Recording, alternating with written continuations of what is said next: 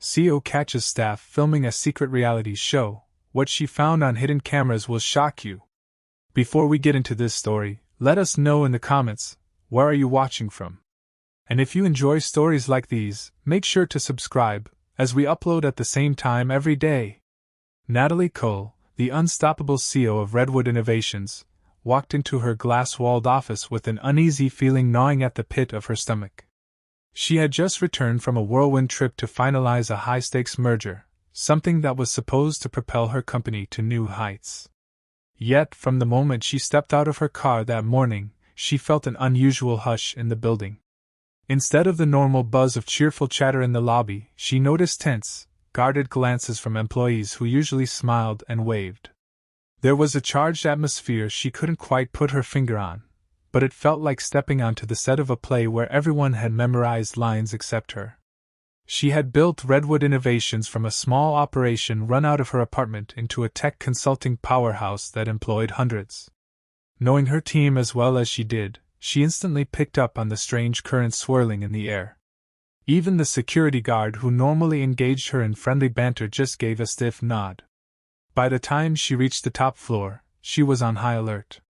Inside her office, she discovered the first tangible sign that something was wrong. A set of newly installed, high-tech cameras mounted in the corners. One she had definitely not approved.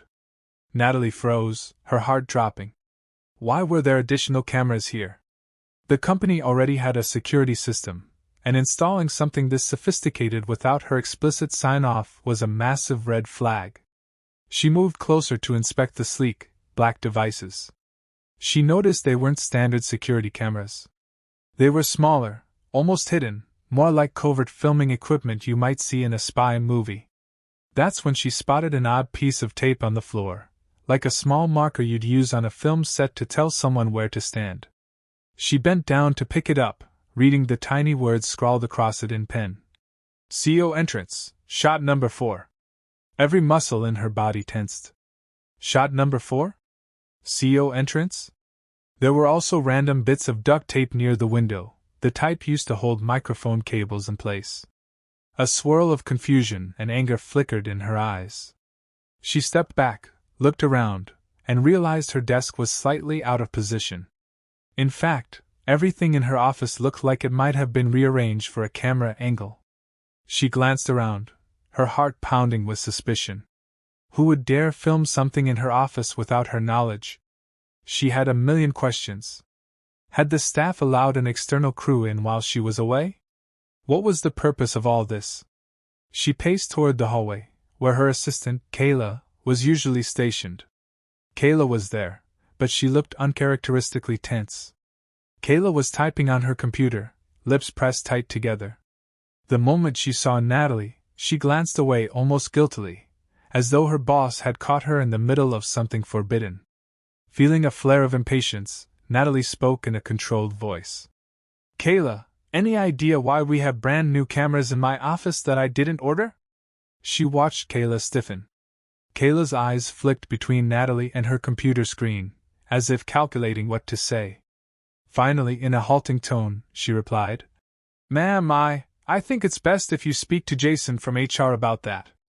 I'm not really in a position to explain. The odd choice of words only fueled Natalie's suspicion further. She stepped forward, intending to press Kayla, but the poor woman looked so unsettled that Natalie relented. All right, she murmured. I'll speak to Jason. Kayla nodded, relief sagging her shoulders. As Natalie turned to walk away, Kayla blurted out, almost breathless. I'm sorry, Ms. Cole. The apology sounded sincere, like Kayla was apologizing for something serious that had been weighing on her conscience. Natalie paused for a second. She wanted to ask more, but decided to keep moving. Some part of her was already bracing for the possibility that something was fundamentally wrong. She decided to check Redwood's internal security feed first to see if there was any official record of who installed these cameras. Settling in at her desk, she logged into the system with her CO credentials, only to find that her usual access was inexplicably restricted. A cold sweat beaded at her temples as she saw an unfamiliar error message. Access denied. Insufficient permissions. That made no sense. She was the top executive, the founder, and had the highest level clearance in the entire company. For her to be locked out meant someone had deliberately changed her permissions. The shock made her throat go dry. Who had the authority or the nerve to override her admin status? She tried again, typing in her long, complex password carefully to confirm she hadn't made a mistake. The same message appeared. Feeling a spike of fury, she stood up abruptly, marched out into a hallway, and headed straight for Jason's office. Every step felt heavier than the last as questions hammered through her mind. Why were people acting so secretive? What possible reason could there be for restricting her from viewing the security feed in her own company? As she rounded the corner, she saw a group of employees huddled near the coffee machine. They went silent the moment they spotted her.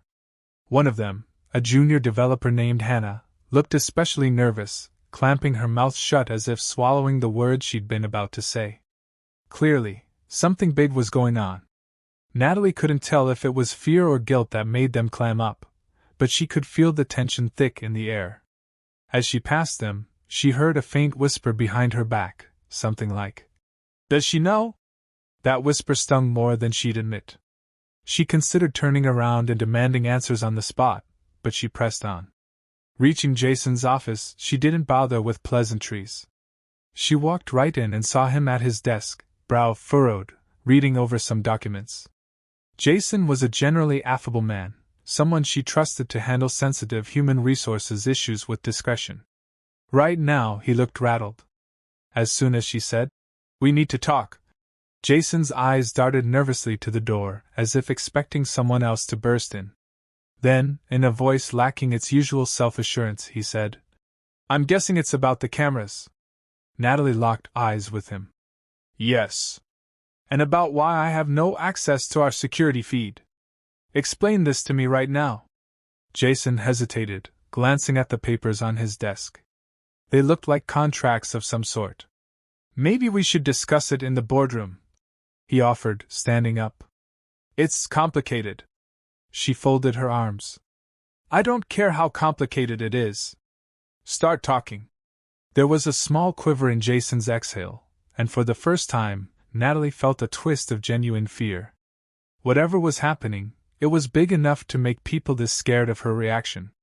Natalie followed Jason down the corridor to the boardroom, noticing again that employees all around them suddenly found reasons to look busy, scurrying away or hiding behind laptops. The entire environment felt like a minefield of secrets.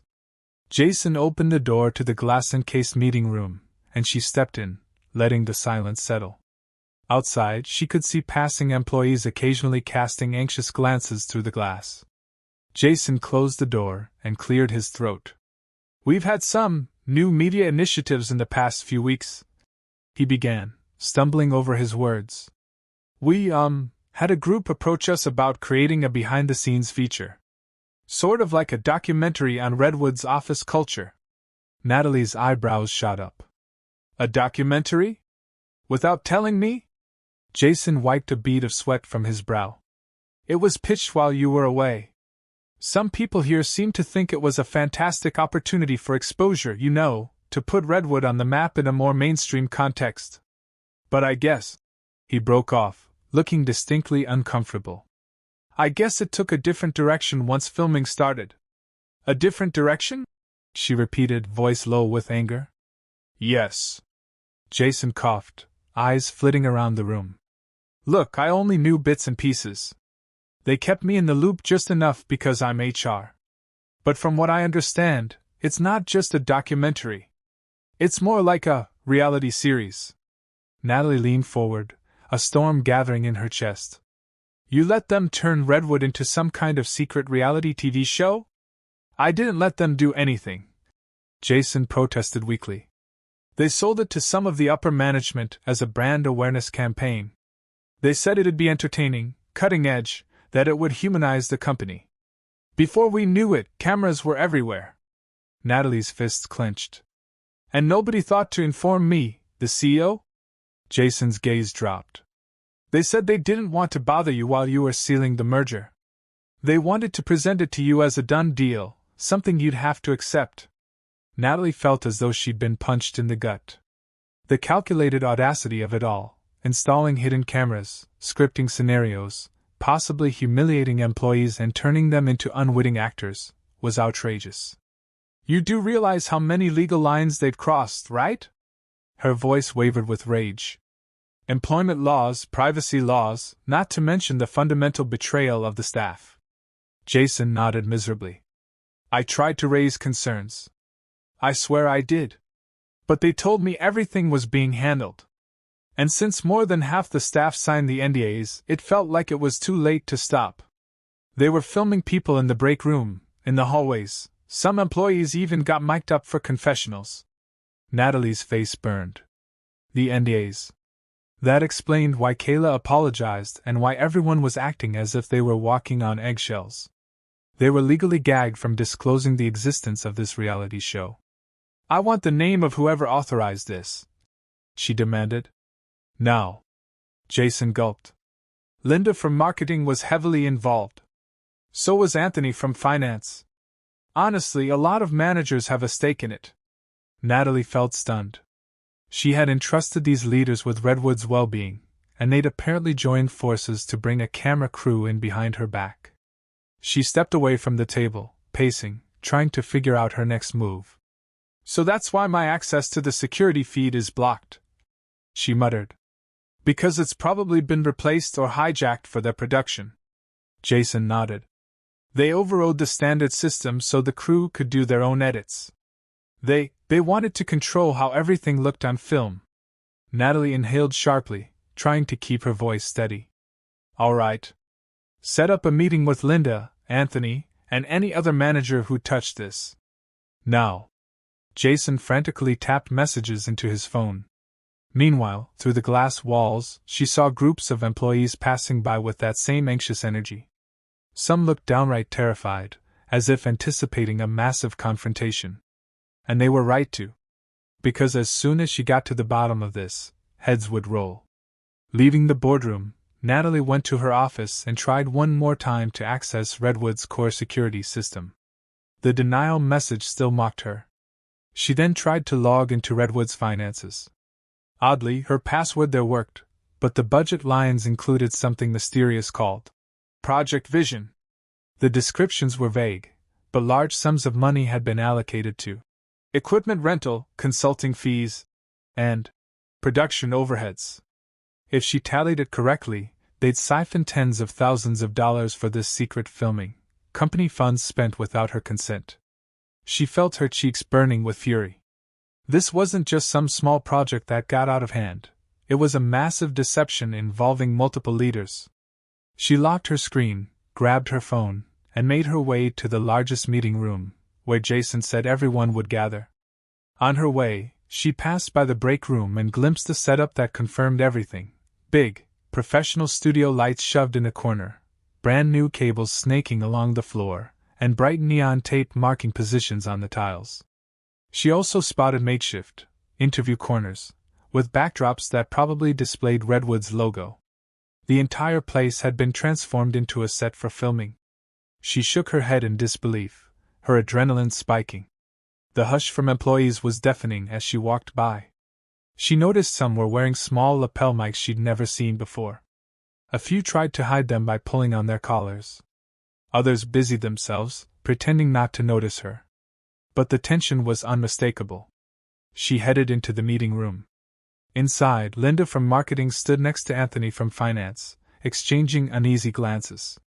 Several other department heads milled about, casting guilty looks in Natalie's direction. Linda tried a bright smile that fell flat. "Hi, Natalie," she said, sounding overly sweet. "We heard you had questions about the brand expansion initiative." "Oh, I have more than questions," Natalie replied coldly. "I want answers. Now." She remained standing, refusing any invitation to take a seat and appear comfortable. Jason shut the door behind her. She glanced at the group. "We're done with the secrecy. I know about the cameras, the NDAs, and the so-called reality show. I know you've blocked my access to security feeds, and I know you've been using Redwood's budget to fund this. So before I take any drastic measures, does anyone want to explain how you thought this was acceptable?" Linda's forced cheer dissipated immediately. She looked at Anthony, then at a few others. Anthony swallowed hard. Natalie, we did it for Redwood's future. We saw a chance to put Redwood on the map in a non-traditional way. Non-traditional? Natalie echoed, her voice brimming with sarcasm. You mean unethical and illegal, right? He flinched.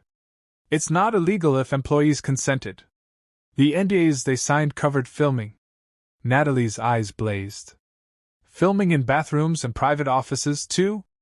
Because I saw a camera in my office, a place where extremely confidential conversations happen. You can't possibly believe that's above board. Linda intervened, spreading her hands in a pacifying gesture. We needed behind-the-scenes authenticity. That's what sells reality TV.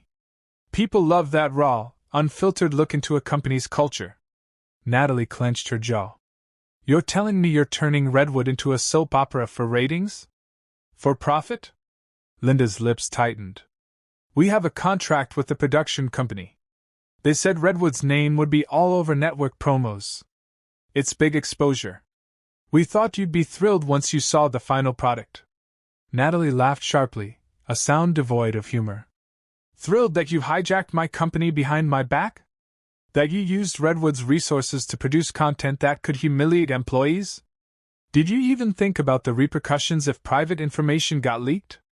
Or how unethical it is to film employees who might feel pressured to participate because they're afraid for their jobs? Linda's mouth opened and closed, but no words came out. Anthony tried to salvage the moment. We, never intended to humiliate anyone. The production team gave us guidelines. They wanted drama, yes, but only to highlight how Redwood handles conflict. Natalie shook her head in disbelief. Drama. Right. And how many real conflicts have you orchestrated for the sake of this production? How many employees were pitted against each other just to create a storyline? The stunned faces around the table gave her the answer. She felt a wave of nausea. These people had turned Redwood's day-to-day operations into a twisted game for camera crews. Jason cleared his throat. They told me employees volunteered. But from what I've heard, it was more like they were coerced or made to feel it was mandatory for Redwood's future. Some are worried about losing their jobs if they don't participate. Natalie's eyes widened with fury. Volunteered? That's not volunteering. That's manipulation. She took a deep breath, scanning each face in the room. You all have no idea the damage you could cause. And you know what? I'm still not sure I have the full picture. Anthony shuffled papers. We have this contract. The production company is scheduled to continue filming for another month before editing. It could be huge for Redwood's brand if we spin it right. Natalie's voice thundered. I don't care about a contract. This ends now. If that's a problem for the production company, they can take it up with my legal team. The group exchanged nervous looks. Anthony managed. It's not that simple. The production company claims they own the footage. They have partial rights, and if we cancel, they might sue Redwood for breach of contract. Natalie's lips pressed into a thin line. Let them sue. Better that than Redwood becomes the laughingstock of the industry, or worse, faces legal issues for unethical surveillance. She paused, letting that sink in. Now, since you're so keen on ignoring my authority, you can also prepare to face the consequences. Every single manager involved will be under review. Don't expect your jobs to be safe. A couple of managers started to speak, but she raised a hand, silencing them. She was done hearing excuses. Without another word, she spun on her heel and left the room. As she walked away, her heart pounded with a mix of rage and profound disappointment. The Redwood she had built, where employees were valued and innovation thrived, had been hijacked by a reality show she never approved. And she was determined to put an immediate stop to it. Natalie knew she needed evidence that went beyond a few cameras and suspicious budgets. Something told her there was more at play, especially if outside investors or that new production company were pulling the strings. Her next stop was the server room. Normally, Redwood's server room was a secure fortress of technology. High-level badge access was required, with only a handful of individuals, including Natalie, possessing the clearance to enter. She took the elevator down to the sublevel where the servers hummed behind heavy doors. Approaching the scanner, she swiped her keycard, and got a flashing red light. Access denied? She felt the sting of shock again, like a slap to the face. Someone had stripped her of her clearance here as well. She pounded on the door in frustration, then tried her override code on the keypad. Again, no luck. This was unbelievably brazen. She let out a furious exhale and looked around for a solution. She spotted one of the IT staffers, Derek, standing by a console in the hallway, looking like he wished he could be invisible. "Derek!" she called. He froze, slowly turning toward her. "Yes, Ms. Cole?" He looked nervous, possibly because he was wearing a small mic pinned to his shirt collar. She marched over, ignoring the mic. "Open this door." Derek's eyes darted to the camera in the corner. "I'm sorry, Ms. Cole," he said softly. "They changed the authorization. Only the production team has access right now. They said it was for safety, that we didn't want any tampering with the show's footage." "Tampering with the show's footage?" Natalie repeated, livid. "This is Redwood's data center, not some goddamn Hollywood studio. Open the door, or you'll lose your job right this second." Derek's face paled. He fumbled with his own keycard, then typed some codes on the keypad. The door slid open. Inside, the server room was dimly lit by rows of servers that blinked with tiny LEDs. But there was something new, a set of racks loaded with advanced video equipment, monitors, and massive storage arrays labeled with the production company's logo. She saw lines of cables running from Redwood's servers into this new equipment. The producers had integrated Redwood's infrastructure with their own system, presumably storing footage. She walked over to one of the consoles, scanning the screens. Multiple camera feeds covered Redwood's halls, conference rooms, break areas, and offices. A live feed showed a handful of employees chatting near the water cooler. Another feed displayed Linda giving instructions to someone. Then, with a sinking feeling, she spotted a feed from her own office, showing the vantage point from the new camera. Sure enough, the angle was perfect to capture every expression, every gesture. Her private space had been invaded. Rage boiled inside her. At the bottom of the screen, there was a folder labeled CEO Surprise Scenes. She clicked it. A series of thumbnail videos popped up, each with a date.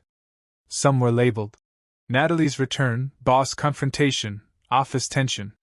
Natalie skimmed through a few frames, horrifyingly seeing her own employees discussing how to provoke emotional moments from unsuspecting staff, presumably to spice up the show. She recognized Kayla in one clip, looking distressed as someone coached her on how to act more flustered around Natalie to build tension. It was a sickening realization. These producers had manipulated employees into creating conflicts and stirring drama. All the sincerity of Redwood's workplace was being twisted for the sake of entertainment. Derek hovered nearby, wringing his hands. "Ms. Cole," he said quietly, "I really didn't want any part of this. They told me it was above my pay grade to question. I'm sorry." She glanced at him, noting the fear in his eyes. With a sigh, she pressed a hand to her forehead. "I know. It's the higher-ups who orchestrated this. I won't blame the staff who were coerced. But I need your help. How do I stop this?" Derek looked torn, staring at the equipment. "I can shut down the feed from Redwood servers, but they might have backups stored off-site. Or in the cloud." Natalie nodded, her mind racing with the complexities. "Do it anyway. I want them cut off from our main system. Then I'll deal with their backups." Derek nodded, moving to a console to enter commands. Natalie stood by, adrenaline pulsing. As she watched lines of code on the screen, she noticed that some of the files had been flagged with notes about particularly dramatic or confrontational content. She felt sick seeing her staff's personal conversations labeled as high drama potential. Eventually, Derek hit a final key, and the live feeds went dark. The cameras were still filming, but Redwood's network was no longer carrying the signal. "They'll notice this," Derek warned. "And soon." "Good," Natalie said firmly. "Let them try to fix it. I'm done letting them run my company like a puppet show. She turned to leave, then paused. Also, you might want to remove that mic, she told him. Derek blushed, quickly unclipping the device. Thank you, he murmured, relief in his voice. I never felt right about this. Natalie gave him a curt nod. If anyone tries to intimidate you, let me know immediately. She left the server room with grim determination, slamming the door behind her. Already, she expected some sort of backlash from the production team. Let them come. She marched through the corridors, employees parting like the Red Sea as she walked by. Some peered at her with a glimmer of hope, as if they'd been waiting for her to break the illusions.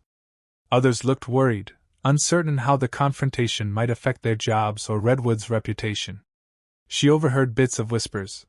She finally found out, thank God she's back. I hope this means we can go back to normal. Natalie realized that her staff had been under immense pressure to perform for the cameras. The drama wasn't just staged in a corner, it had infected the entire company's culture. She'd been blindsided, but she was not going to let Redwood become a carnival show. Reaching her office, she saw Kayla standing there, looking as though she had summoned the courage to talk. Kayla's mic was gone, too. Ms. Cole, Natalie shook her head. It's all right, Kayla. I know you were forced into this. But things are going to change. Kayla's eyes misted with relief. Thank you? I hated deceiving you. Before Natalie could respond, the phone on her desk rang. She strode over and snatched it up. On the other end was a voice she didn't recognize, an assertive, almost arrogant female tone. Hello, Ms. Cole. This is Vanessa Ward, executive producer of Redwood's new reality project. I see you've cut our server feed. That's going to be a problem. Natalie's lips curved into a grim smirk. For you, maybe. For me, it's about time. Vanessa let out a cold chuckle. Oh, I don't think you understand the ramifications. We have a binding contract with Redwood to complete this filming. You're interfering with our production, which puts you in breach. I suggest you reconnect the servers immediately, or we'll be forced to pursue legal action. Natalie bristled. Let me be clear, Ms. Ward. No one in Redwood with actual authority ever consented to a full-blown reality show. Any documents you have were signed without my knowledge. Therefore, Redwood will not honor them. Those documents were signed by multiple senior managers, Vanessa said. We did our due diligence. The show is well underway, and we have every intention of continuing. If you sabotage it, you'll pay for it in court, and in the court of public opinion. Natalie's anger flared, but she refused to let it show in her voice. You can try. But Redwood's resources and network are off limits to you from now on. Unless you want to face criminal charges for unauthorized access, I suggest you pack up and leave. There was a pause, and Natalie sensed the producer was recalculating. Then Vanessa hissed. You'll regret this. Redwood could have become a household name. Instead, you'll be known as the CEO who killed an opportunity for unprecedented PR. Natalie's voice turned icy. I'll take my chances. Now get your crew and your equipment out of my building. She hung up, chest heaving as adrenaline coursed through her. This was far from over, but at least she'd taken the first step in reclaiming Redwood. She looked over at Kayla, who was wide-eyed. Gather everyone in the auditorium for an all-hands meeting in 1 hour, Natalie ordered, fists still clenched. I want to address the entire company at once. Kayla nodded briskly and hurried out. Natalie sat in her chair, scanning the area for any hidden cameras still pointing her way. She spotted the single covert camera perched near the ceiling, the red light no longer glowing, presumably disabled now that Derek killed the feed. Still, it made her skin crawl knowing how thoroughly they had invaded her space. She steeled herself. This was her company. And nobody, no unscrupulous producers, no disloyal managers, was going to take it from her. She picked up her phone and dialed her attorney next. They needed to prepare a legal strike. An hour later, employees packed into Redwood's main auditorium. There was palpable tension mixed with a strange relief, as if people were eager to finally acknowledge the bizarre fiasco that had consumed their workplace. Up front, near the stage, A cluster of camera operators and production staff lingered, clearly defiant, or at least hoping they could continue filming. Natalie marched in, crossing to the podium without looking at the cameras.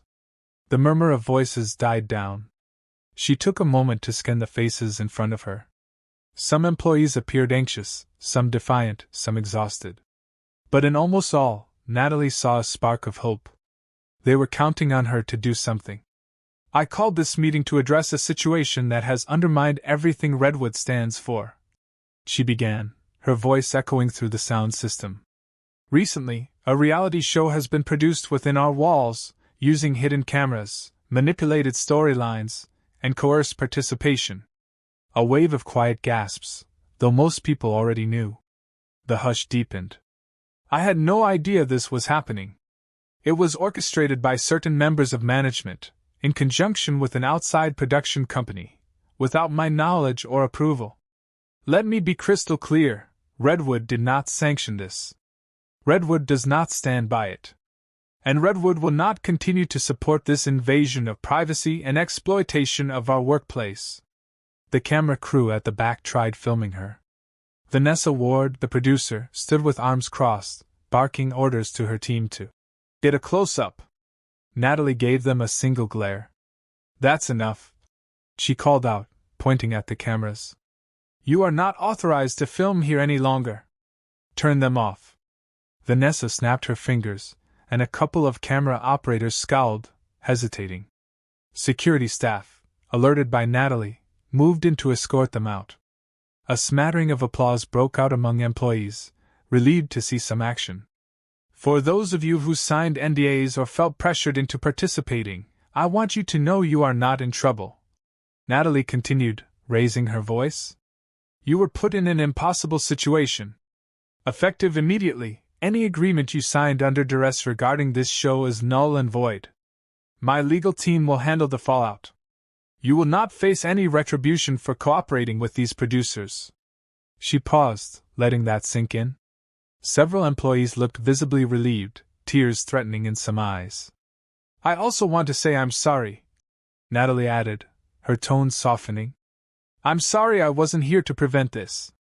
I'm sorry you felt you couldn't speak up. But rest assured, Redwood will never again allow such a violation of trust. Applause erupted, genuine and loud. Natalie felt a lump in her throat as she glanced at the crowd. As the applause died down, she hardened her expression. Now, for those involved in implementing or encouraging this fiasco, there will be consequences. Some will be dismissed. Others will face disciplinary action. If you betrayed Redwood for personal gain, start cleaning out your desks. The statement resounded with finality. A hush returned, and she saw some of the guilty managers, like Linda and Anthony, standing near the auditorium's side doors, looking pale. Linda tried to slip out, but security blocked her path, indicating she'd be needed for questioning. If you have concerns, if you've been harassed or forced into any uncomfortable situation for the sake of this show, please come to HR or speak to me personally, Natalie concluded. We will make it right. She stepped away from the podium to thunderous applause, more intense than before. It seemed the employees had been yearning for leadership, someone to step in and stop the madness. Vanessa Ward yelled from the back. You're making a big mistake, Ms. Cole! This show could have made Redwood a household name. Her voice carried, but it was drowned out by the crowd's support for Natalie. Natalie threw her a contemptuous glance. Perhaps Redwood will still become a household name, she shot back. But for our innovation and integrity, not for a staged circus. And with that, she left the stage. Security escorted the production crew out. In the hallway, a wave of staff members came up to Natalie, thanking her with tearful hugs or relieved handshakes. She accepted their gratitude, though beneath her calm exterior, she seethed with anger at the betrayal. This was just the beginning of the fallout. She still needed to dig deeper into how many employees and which managers were complicit. But the immediate crisis was contained. The cameras were off, the producers were exposed, and Redwood was no longer on the brink of turning into a televised melodrama. In the swirl of the crowd, she spotted Kayla, who looked on the verge of tears. Natalie hugged her assistant gently. It's okay, Natalie whispered. We'll get through this. Kayla nodded, wiping her eyes. Thank you, she croaked. Then, taking a steadying breath, Kayla added, You have a press call in an hour. They want a statement about what happened here. Word is leaking out. Natalie sighed. Of course it is. Let them leak it. I have nothing to hide. I'll tell them exactly what happened. Redwood's CEO discovered a secret reality show and shut it down. Kayla managed a tiny smile. I'm proud of you, Ms. Cole. We all are. Natalie gave a slight nod. Get some rest, Kayla. We have a lot of cleanup to do, but at least the worst is behind us. As Kayla left, Natalie caught sight of Linda being escorted by security. Their eyes briefly met, Linda's pleading for mercy, but Natalie's gaze remained steely. Those who had conspired would face the consequences. She refused to let Redwood become a cautionary tale of corporate exploitation. Returning to her office, she sank into her chair, pushing aside the fiasco for just a moment. The anger still simmered, but a measure of relief had set in. She steepled her fingers, staring at the now inactive camera that had once recorded her every move. This is my company, she said aloud, as if telling the empty room. And no one is going to rewrite that script except me. The shockwaves of Natalie's announcement still reverberated through Redwood. Throughout the day, nervous employees arrived at HR to share their stories. Some had been asked to gossip about colleagues on camera. Others had been told to fake romantic entanglements for added drama. A few reported that they were threatened with poor performance reviews if they didn't play along. Natalie read each written statement with growing horror. This was not just a breach of privacy. It was an elaborate scheme that intentionally pitted employees against each other. The production team had sowed seeds of real conflict just for juicy footage. It sickened her to see Redwood's positive culture twisted so cynically.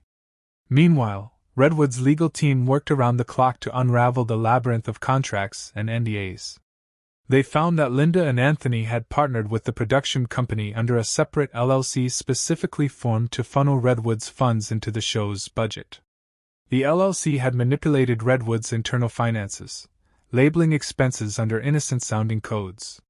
It was a colossal betrayal involving more people than Natalie initially suspected, including a few ex-employees who'd stayed on as consultants. As the scale of the conspiracy emerged, Natalie felt the weight of disappointment crushing her. But she also felt a renewed resolve to protect the company. The scum behind this would be held accountable. Late in the afternoon, she was informed that Vanessa Ward, the producer, was holding a press conference downtown, claiming Redwood had breached a legally binding contract. Vanessa's statements alleged that Redwood's CEO was pulling the plug on a philanthropic project designed to highlight progressive workplaces. The spin was obvious. Natalie slammed her fist on her desk upon hearing the news. They were trying to pivot the narrative to make Redwood look like the villain who canceled a heartwarming documentary. That false narrative threatened Redwood's reputation. She wasted no time calling an emergency press briefing of her own. At 5 p.m., local media gathered in Redwood's lobby, cameras pointed at a makeshift podium. Natalie stepped forward, clearing her throat. I have a statement regarding recent claims made by Ms. Vanessa Ward. She began, calm but resolute. She briefly explained the reality show fiasco: hidden cameras, coerced participation, unauthorized filming. She assured the press Redwood had no intention of supporting unethical or exploitative workplace practices. Journalists fired questions. How could you not know about this for so long? Will Redwood face lawsuits from the production company? Did Redwood employees really sign NDAs under pressure? Natalie answered methodically, emphasizing that Redwood's official position was to condemn any unauthorized filming and that employees who felt coerced had her full support. She also hinted at countersuits for breach of privacy and misrepresentation.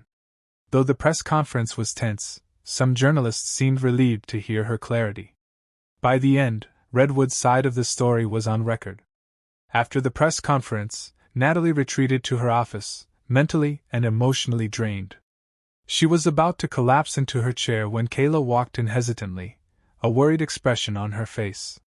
Ms. Cole, There's someone here who says he has vital information about the production company. He's waiting in the conference room. Natalie frowned.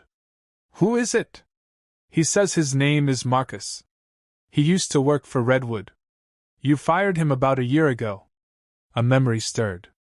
Marcus had been a mid-level executive with questionable ethics, if she recalled correctly. She parted ways with him when she discovered some suspicious deals he tried to push through. Why was he back now? Send him in, Natalie said, bracing herself. Moments later, a tall, wiry man entered. He wore a rumpled suit and looked more tired than contrite. Ms. Cole, he greeted. I'm sure you remember me. I do, she said coolly. Why are you here? He took a deep breath. I was involved in starting this reality show idea. Vanessa Ward approached me months ago. She knew I used to work at Redwood and believed I could orchestrate a scenario where Redwood would become the perfect stage for a corporate reality show. I was resentful about being fired. Spare me the sob story. Natalie cut in. Why come forward now? Marcus sighed. Because it's gone too far. And because Vanessa has no loyalty to me or anyone else. She's basically blackmailing certain Redwood employees, threatening to release damaging, out-of-context footage if they don't comply. I've seen how she manipulates people. I realized I made a mistake. Natalie eyed him warily. You think this absolves you? No, he said quietly. I know it doesn't. But I have proof, emails, contract drafts, behind-the-scenes footage of Vanessa coaching Redwood managers to stir up conflicts. I can give it to you. It might help Redwood's legal case. Natalie was silent, studying him. She saw desperation in his eyes, perhaps even regret. Fine. Hand it over. Marcus reached into a bag he was carrying, pulling out a small external hard drive. Everything's here. I just want Redwood to survive this. I was part of building Redwood once, long before things went wrong. And even though you fired me, I didn't want it destroyed over this reality show fiasco. Taking the hard drive, Natalie felt a complex swell of emotions. Part of her wanted to lash out at him for the trouble he'd caused. Another part recognized that she needed this information to bring Vanessa and the conspirators down. She gave a sharp nod. I'll see that Redwood's attorneys get this. Now get out. Marcus nodded, accepting her dismissal. As he turned to leave, he hesitated. Ms. Cole, for what it's worth, I'm sorry. I really am. She didn't respond, and he slipped away. She stared at the hard drive in her hand, feeling a mix of dread and relief. This could be the smoking gun Redwood needed. Later that evening, she and her legal team pored over the contents. There were dozens of email exchanges between Vanessa, Linda, Anthony, and a few other managers. They explicitly discussed how to provoke employees into emotional meltdowns or orchestrate humiliating, gotcha moments for maximum audience appeal. The logs also showed how Redwood's money was funneled into the production's budget. In one video clip, Vanessa was seen boasting, "We're going to make Redwood the biggest workplace drama of the year. Once it airs, the company won't know what hit them. Everyone will be talking about Redwood's crazy office culture." The smugness in her tone made Natalie's skin crawl. Combined with Redwood's own data on unapproved spending, NDAs, and staff testimonies, the evidence was damning. Redwood's lawyers prepared a lawsuit against the production company for fraud, unauthorized surveillance, and a host of other violations. While they might still face a countersuit from the production side, Redwood now had the upper hand. At midnight, alone in her office, Natalie stared out the window at the city lights, feeling a strange sense of calm. She'd taken control of a chaotic situation, but the betrayal still weighed heavily on her mind. She thought about how Redwood had always prided itself on trust, innovation, and open communication. To see it twisted into a reality show was a nightmare she never anticipated. Glancing at the camera in the corner, now just a dead hunk of plastic, she took a deep breath. This day had tested her leadership more than any merger or business deal ever had. But Redwood was hers, and she wasn't about to let unscrupulous people wrest it away.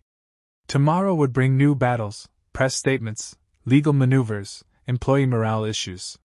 But she was determined Redwood would come out stronger. She closed her laptop, grabbed the hard drive, and left the building with renewed resolve. This was far from the end, but at least she was back in the driver's seat. The next morning, Redwood Innovations was a beehive of activity, but the mood had changed drastically from the day before. Employees came to work cautiously optimistic, murmuring about the big meeting where Natalie had taken control. The camera crew, which had once roamed freely, was nowhere in sight. A few brazen cameramen tried to sneak back in, but security promptly turned them away. Linda, Anthony, and the other managers who'd been instrumental in launching the show were suspended pending an internal investigation. Their offices were sealed, and they were escorted off the premises. Some of them left in tears, others shouting about how Redwood would regret this. But from the looks on the regular employees' faces, there was no regret, only relief. Natalie spent her morning reviewing Redwood's daily operations, ensuring the day-to-day tasks were still running smoothly despite the upheaval. It was a testament to the resilience of her staff that deadlines were still being met, client calls were still happening, and projects were still moving forward. People were rattled, but Redwood was functioning. Around mid-morning, Kayla informed Natalie that Redwood's employees had spontaneously begun an internal support group, something of a decompression session, in the break room. They were sharing their experiences of being filmed, telling stories of how the production team coerced them into reading scripted lines or picking fights. Natalie decided to pop in, wanting to hear firsthand what her employees went through. In the break room, chairs were arranged in a loose circle. When she walked in, the low hum of conversation died down. She recognized faces, software developers, marketing associates, even a few interns. Each one looked at her with a mix of respect and vulnerability. She offered them a gentle smile and sat down, signaling they could continue. A young developer, Hannah, spoke first. I felt so pressured to act a certain way. They kept telling me to complain about my coworkers on camera, saying it'd make good TV. It made me sick. But I was afraid if I refused I'd lose my job. Her voice trembled. I'm sorry I never told you. Natalie shook her head. You have nothing to apologize for. It's those manipulative producers who should be ashamed. A marketing associate, Rosa, chimed in. They made me film a segment where I pretended to sabotage someone's project so we could have a dramatic confrontation. I cried afterward because that's not who I am. She looked at Natalie pleadingly. Will Redwood ever be the same? Natalie felt a pang in her chest. These were real people, real feelings, not just cogs in a machine. Yes, she said firmly. We'll heal from this. We'll be stronger. I promise. As more employees shared their experiences, Natalie witnessed the deep sense of betrayal, but also a thread of camaraderie forming in the wake of adversity. People consoled each other, offered support, and even laughed bitterly at how ridiculous some of the staged scenarios had been. After about half an hour, she stood, tears threatening to form in her eyes. Thank you all for sharing.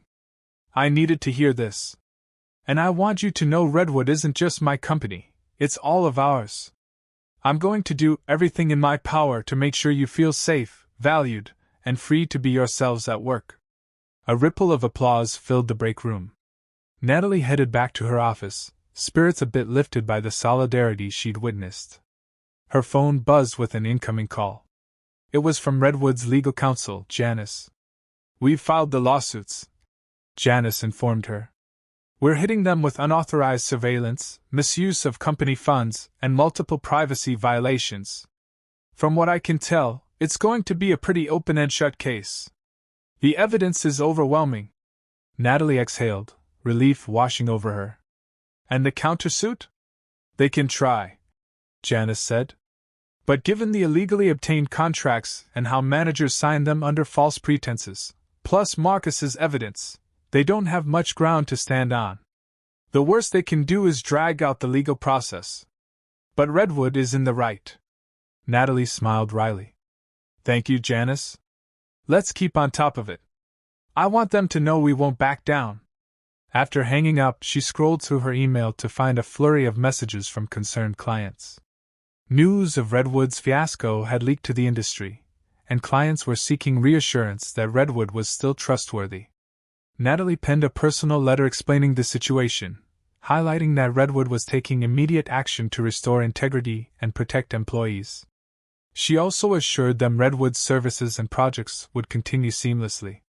Within an hour, her phone pinged with replies from major clients, most of them supportive and relieved she'd shut down the secret show. While the reputational damage could have been worse, it was still a concern. She knew Redwood had to reaffirm its values publicly and privately. She found herself checking Redwood's social media feeds. Sure enough, the scandal was trending. Hashtags like #RedwoodReality and #OfficeDrama were floating around. Some netizens were outraged on Redwood's behalf, others were mocking the situation as a bizarre corporate meltdown. But as official statements from Natalie began to circulate, many users supported Redwood's stance against unethical filming. Later in the afternoon, a second wave of cameras arrived, legitimate news crews seeking interviews. They stood outside Redwood's doors, filming segments about the Redwood reality show that never was. Rather than hide, Natalie stepped outside for a quick statement, reiterating Redwood's stance. It was all done without her approval, it violated employees' rights, and Redwood was taking strong legal action. Her composure on camera seemed to calm the swirling rumors, painting Redwood more as a victim than a co-conspirator.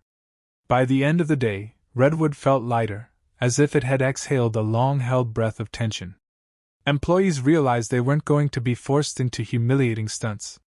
Confidential offices were free of hidden mics and cameras. The oppressive gloom that had blanketed the halls was lifting. Natalie sat at her desk as dusk approached, sipping a cup of coffee and looking at the city skyline. She still had a mountain of work to do: audits, staff reassignments, disciplinary proceedings. But Redwood was hers again, not a stage for unscrupulous producers.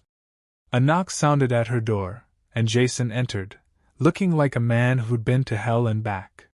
"Ms. Cole, I wanted to say I'm really sorry for my role in this," he said quietly. "I tried to warn them it was a bad idea. But I should have done more sooner. I should have told you." She studied him for a moment, recalling the day's events. Jason was HR. He should have championed employee rights. Instead, he allowed the deception to grow. She let out a weary sigh. "Jason, what you did was disappointing, but you did help me gather information once I confronted you. It's complicated. I understand," he murmured. "I'll accept any punishment you decide." Natalie considered, rubbing her temples.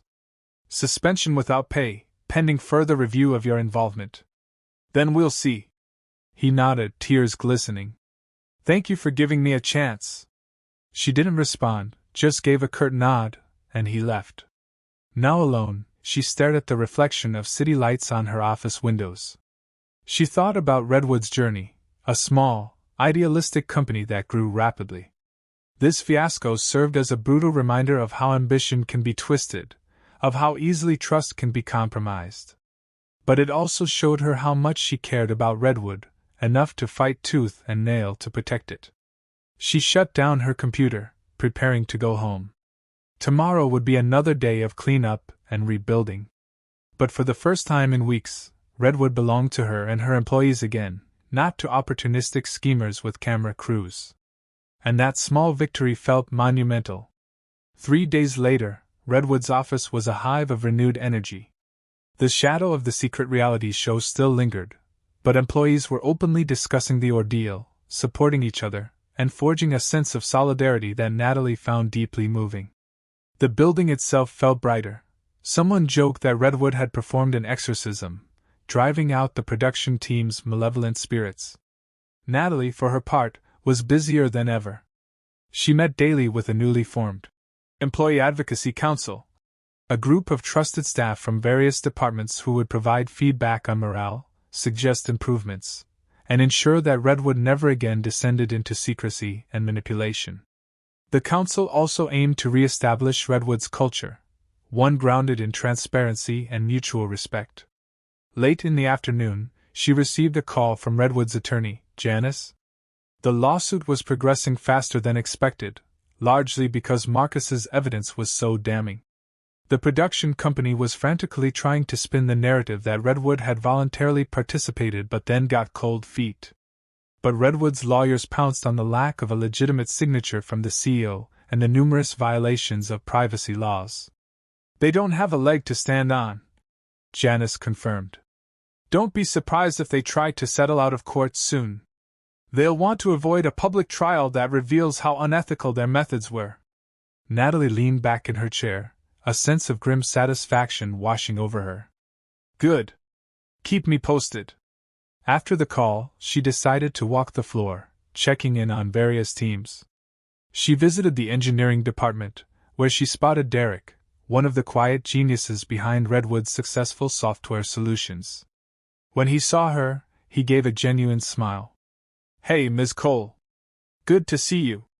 She returned the smile. How are you holding up? He shrugged. Better now that the cameras are gone. They tried to make me and my colleague pretend to have a personal feud. It was the dumbest thing. I told them no, and they made it sound like Redwood was behind it. Natalie sighed. I'm sorry you had to go through that. Let me know if you need anything. A few steps away, she found a cluster of junior associates. One of them, a woman named Tess, looked newly confident as she worked. Tess had been deeply shaken when the show tried to film her meltdown over a tight deadline. Now, she was joking with colleagues, the tension gone from her face. Natalie marveled at her resilience. It made her all the more resolved to protect these people. As she continued her walk, she passed the now empty office of Linda. HR had found evidence linking Linda directly to the producers, including emails discussing prime targets for dramatic storylines. Linda's cunning marketing mind had clearly been twisted to serve a shady agenda. Natalie felt a pang. Linda had once been a valued marketer, brimming with creative ideas. Now she was gone, her betrayal too severe to forgive. Approaching the break room, she found Kayla chatting with a couple of staff members, an easy smile on her face. They paused upon seeing Natalie, but Kayla waved her over. We were just talking about how nice it is to breathe freely again, Kayla said, a smile lighting her features. No more sneaking around or second-guessing who's wearing a mic. One of the staffers, James, chuckled. Yeah, plus we can actually talk about normal things again, like weekend plans, without worrying it'll be part of some reality show plot. Natalie grinned. I'm glad to hear it. Keep enjoying your break. She left them to it, heading back to her office to tackle a stack of paperwork. Half an hour later, there was a knock at her door. Kayla poked her head in. There's someone here to see you. She says she's with the production company's legal team, and she wants to talk about a settlement. Natalie's eyes narrowed. Send her in. A few moments later, a tall woman in a crisp blazer stepped in, holding a leather portfolio. She introduced herself as Audrey Thompson, counsel for the production company. Her demeanor was polite but guarded. Ms. Cole, thank you for seeing me. Natalie gestured for her to sit. Let's get straight to the point. Why are you here? Audrey cleared her throat, her eyes darting around. I represent Ms. Vanessa Ward and her associates. They'd like to propose a settlement to avoid protracted litigation.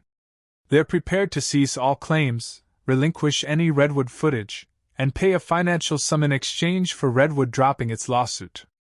Essentially, they're offering to bury the matter quietly. Natalie studied her, recalling Vanessa's threats and manipulations. I'm listening. Audrey opened her portfolio, sliding some documents across the desk. This is a proposed agreement. It includes immediate cessation of any attempt to air or distribute the recorded content, destruction of all Redwood-related footage, and a confidential settlement sum. Natalie flipped through the pages, scanning the legal jargon. The sum was sizable, enough to potentially soothe Redwood's financial losses from the fiasco. But she noticed a clause about confidentiality. They wanted Redwood to refrain from making public statements condemning the show. She set the papers aside. So basically, you want Redwood to remain silent about the unethical way you invaded our workplace? Audrey exhaled slowly. We prefer a mutually beneficial resolution, one that doesn't tarnish Redwood's brand or the production company's reputation.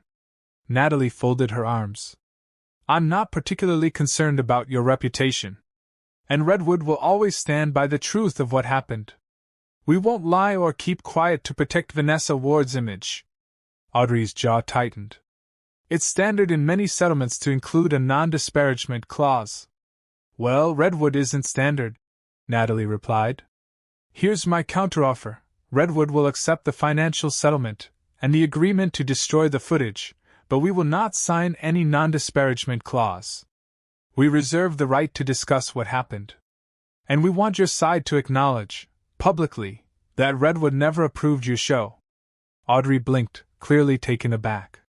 That's not what my client had in mind. Then your client can see us in court, Natalie said calmly. If Redwood wins a public lawsuit, and we have a strong case, it'll be even worse for your production company's reputation. And I have no qualms about letting the world know exactly how you manipulated my employees. Audrey fidgeted. I have to bring that counteroffer back to Ms. Ward. You do that. And while you're at it, let her know Redwood is also prepared to file criminal charges for unauthorized surveillance and theft of company resources. It's up to you how bad this gets. Audrey nodded stiffly, gathering the documents. I'll be in touch. After she left, Natalie sank into her chair, heart thumping. She'd called their bluff, but she hoped it would pay off. Redwood deserved more than hush money. It deserved vindication and a chance to heal openly. A few days later, Redwood's attorneys informed her that Vanessa Ward accepted the counteroffer. The production company would pay up, relinquish all footage, and make a public statement that Redwood was never a willing participant. No gag order was included. Natalie signed the revised agreement without hesitation.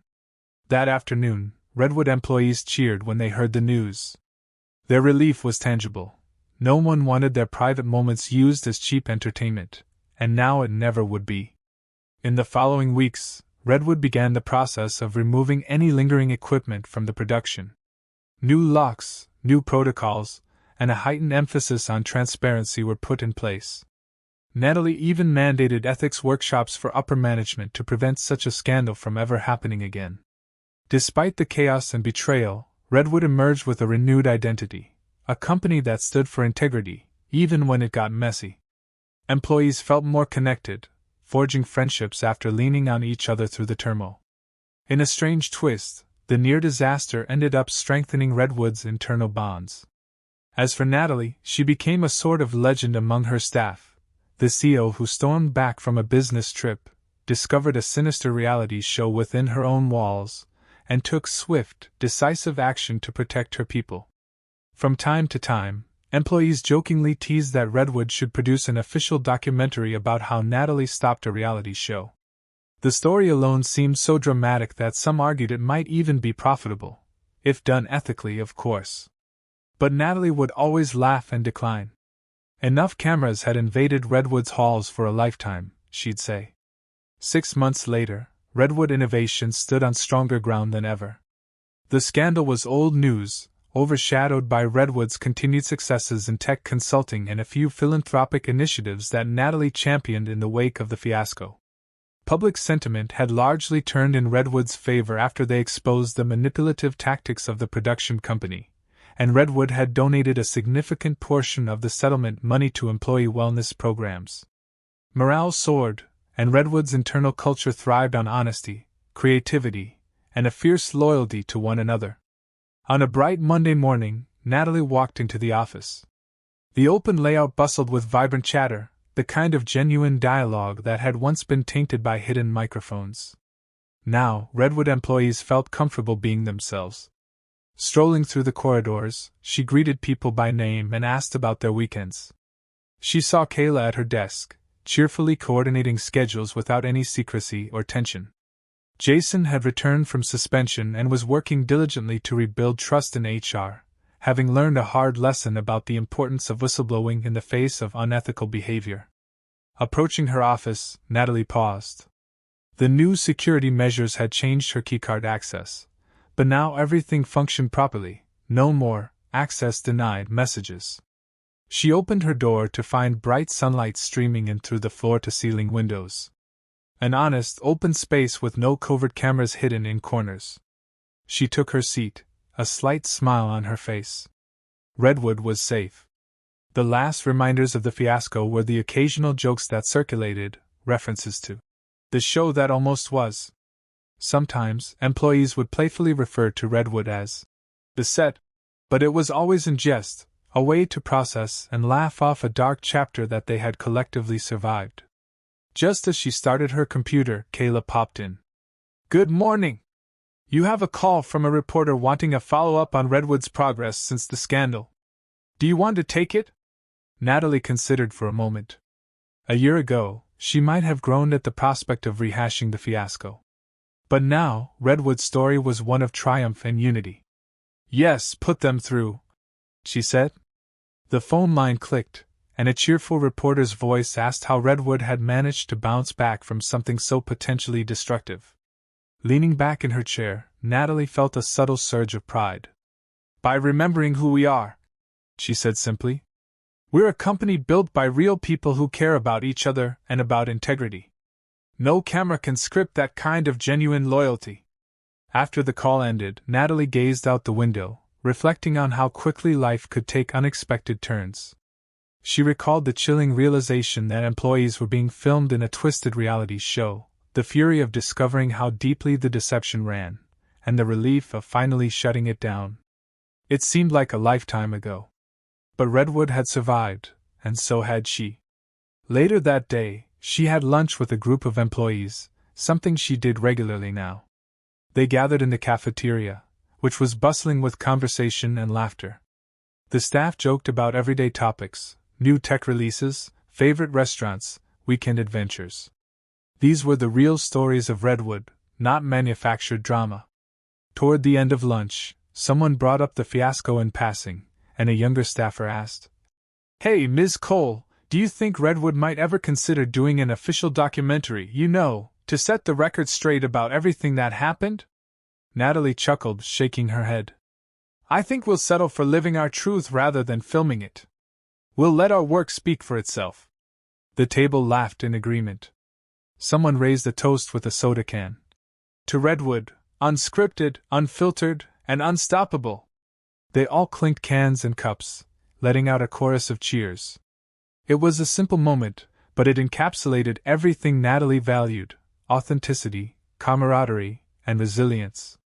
As the group dispersed, Natalie felt a profound sense of gratitude. The reality show fiasco had tested Redwood to its core, but it had also proven their strength. They were more than employees sharing a workspace. They were a community that refused to be torn apart by manipulative forces. She walked back to her office, passing the place where a camera once lurked, remembering the uneasy tension. Now, it was just an ordinary corner, the only drama unfolding being the creative challenges of tech work, a drama Redwood embraced wholeheartedly, without scripts or staged conflict. Settling at her desk, she cast one final glance around, taking in the hum of voices and the glow of computer screens. This was Redwood, imperfect yet genuine, forging ahead without hidden agendas. She smiled, confident in the future they were writing together, a story that needed no cameras to be powerful. And with that comforting thought, she resumed her day, ready to guide Redwood into its next chapter, free from deceit and stronger than ever.